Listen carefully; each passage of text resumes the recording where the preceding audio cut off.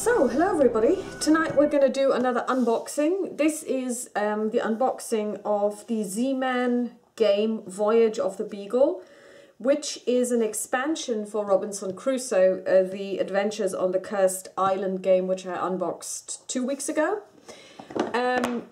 It's the first boxed expansion. There's another one on the way for this year, and I'm happy to say that they have moved away from the idea that they would like to do a Call of Cthulhu mythos-based expansion, because I mean, I would not have bought it if it had been a Cthulhu-based one. I'm simply not interested. I've got many mythos-based games, and I certainly do not need another one. So, in the beginning, I think this was the original plan, to have a Cthulhu-based game. But then it seems like the original creator of the game, Ignatz, decided that Cthulhu had been done to death, and I have to agree with him there. Even in Time Stories, the mythos is now making an appearance. There is Pandemic Cthulhu, where I'm like, yeah, give over already. But, you know, that's just me, and I know that loads of people are totally into the mythos and can't get enough of it, but at this stage, if somebody says, okay, yeah, here's this awesome game, and now we've got a Cthulhu expansion, I'll just go, yeah, well, I don't care. Let's take a look. I mean, obviously, the image is the one that you have on the original version of the expansion of Robinson Crusoe, only in black and white. The one that I unboxed 2 weeks ago is the 2016 edition, where they have a different picture. And of course, this is basically themed as a book, because we all know that on the Voyage of the Beagle, that's where Darwin got his ideas for the origin of species. And we will take a look at the actual game. So here we've got the rule book, which gives you an overview over the components. This is actually a campaign which is completely independent of the base game, and you cannot take these components and mix them in with the base game, except of course, you know, you could probably use the missionary, I guess. But for example, it's not like an Eldritch Horror expansion where you just get more adventure cards for the different areas. It's not like you get more green, yellow, green, grey and brown adventure cards that you would mix in with the base game. But this is a separate game. It's a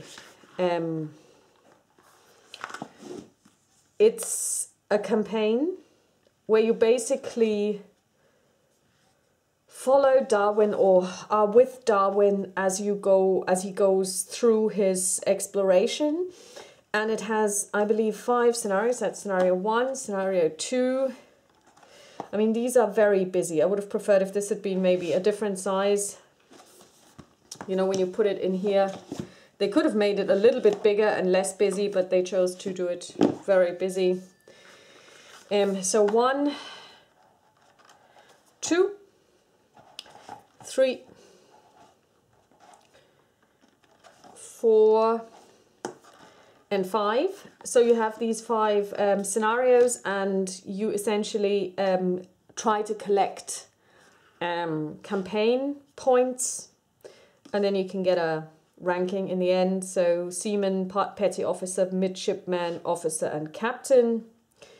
And you essentially then have the scientific value of what you have achieved. So essentially, if you make it to captain, the theory of human evolution, evolutionary importance to psychology, ethics and society, the descent of man and selection in relation to sex, would have been Darwin's publications. You have those also paired up with the dates when they were released, because you're playing through this campaign following those dates, more or less.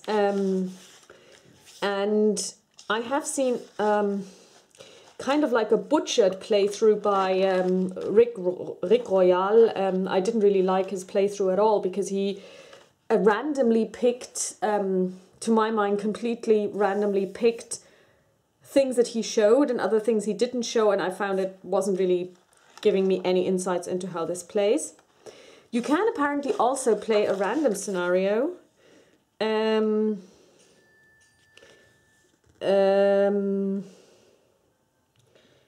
But then you would have to follow different rules as well. And I'm like, no, because it's supposed to be a campaign where you see progression and, you know, you should follow this. So there are some universal components. So basically the missionary character, some mystery tokens here, which you could use. The sack and the basket token, which you also get in the version that I have. So I've got those already because I have a different base game edition, as it were. Here you've got the different chits, barrels, and what looks like a corral. These are ship modifications because you get 2 additional boards. One is the Beagle, which you have to complete. I think that there is one scenario where the Beagle is essentially broken down. It's here, you know, if you can see it here, it's kind of falling apart down here, and there is a crack in the hull over here, and you're supposed to then basically make her ship shape again, and then as you go along, you place these tokens. Here we've got 2 additional pawns, one for the ship and one green one, probably Darwin, and 1 die, which is completely different from any of the dies you get in the base game. And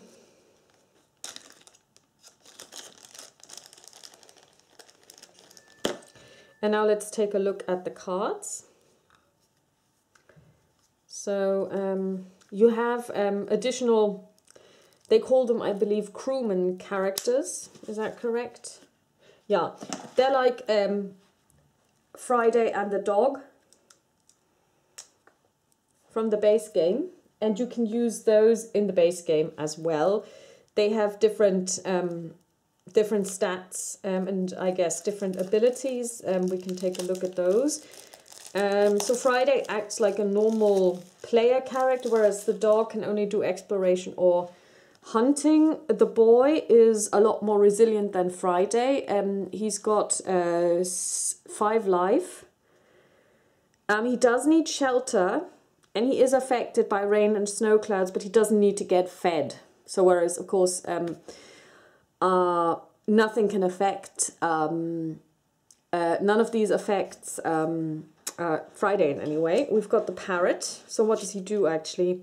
Can only be used as an additional pawn for any action. So yeah, the parrot is not affected by anything, and he fends for himself, and he gives +2 determination for the first player during the morale phase of every round. So that's good. Then we've got the lookout. Oh, you play with a face-up island tile stack. Now that's really good, so you always know what's coming. And he's also not affected by anything. And the horse, you can only use this as an additional pawn for any action. When used, you can ignore distance rules. With horse, you can perform an action on any island tile as if it was adjacent to the tile, to the camp tile. That's really good. So you can use it for anything, for hunting, well, probably not hunting, but, well, any action, yeah. Hunting, gathering, exploring, building, I guess. You could hitch him up and he can draw wood for you. And lastly, we have the surgeon. He's also not affected by anything. He can take only his specific actions, gather herbs, or heal. So if he has herbs, then he can use these to heal 1 heart for any player. And he's also not affected by anything. So the child, the boy, is like Friday, only a little more resilient, but he also is affected. So I would not really use him because he's like, he only is a little bit stronger. Then let's look at the cards here. You've got the hydrographic survey mission gathering cards. So these are all mission relevant. These are also completely different yellow backs. Okay. These are, I don't know if you can actually see this. The backs are identical, but at the front you get different types of plants. So this is more like a fern. You've got a fern and leaves, but I don't know if this actually comes out. You can see here the fern and the leaves. This is not present on this one. Another fern and leaves, then ferns that look again different. So different types of plants essentially. And here, let's see what we've got here. Different types of plants you can find: black lotus, sundew, glutton plant, tremor root, pitcher plant, manchineel, and angel trumpet.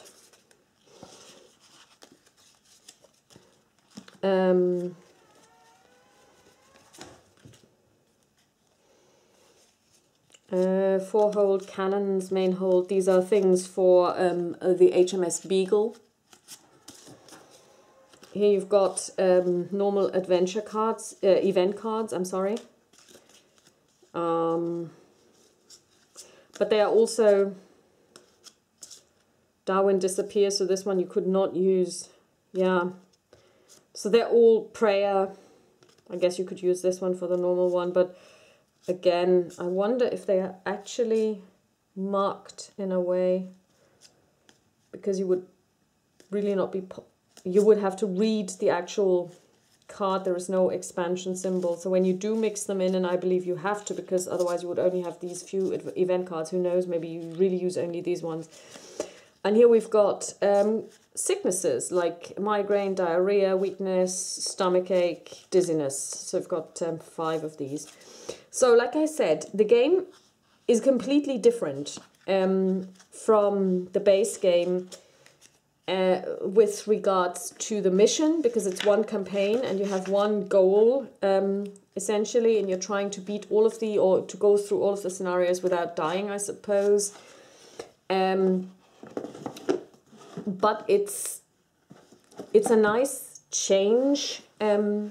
What it does use is it uses the island tiles and of course the board from the base game.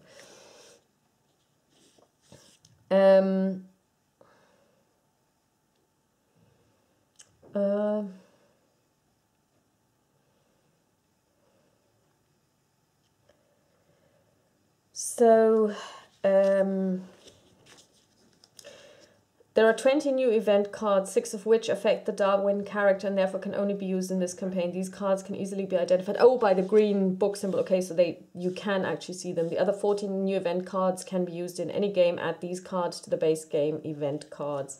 So yeah, I suppose I just didn't see that. It didn't really stand out. So you do get some more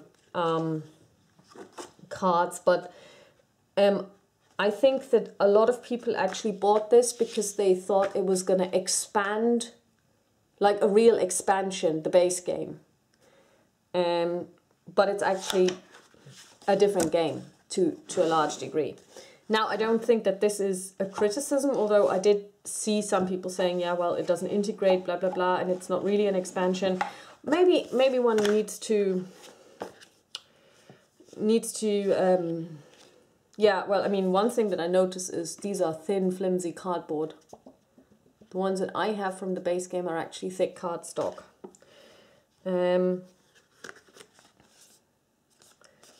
here you've got the missionary, and you've got Charles Darwin, and then Charles Darwin scenario 2. So he's slightly different in a second scenario. So let's see.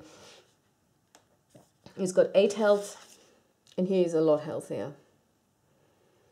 Yeah.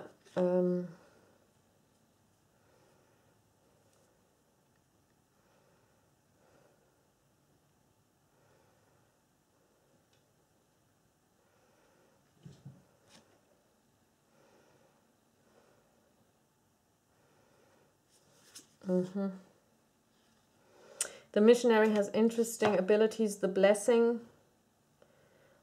She can discard, or he can discard 2 determination to stop all food from rotting in the night phase of the current round. That's a very powerful ability. Discard 1 determination to allow any one character to give any number of their own determination to a character of their choice. That's also very powerful. Religious parable. Discard 3 determination to discard any card from the threat action field. That's very good too. Prayer, full of grace, the Lord is with thee. Discard 2 determination to stop any character from drawing an adventure card when they roll a question mark on the adventure die. So interesting.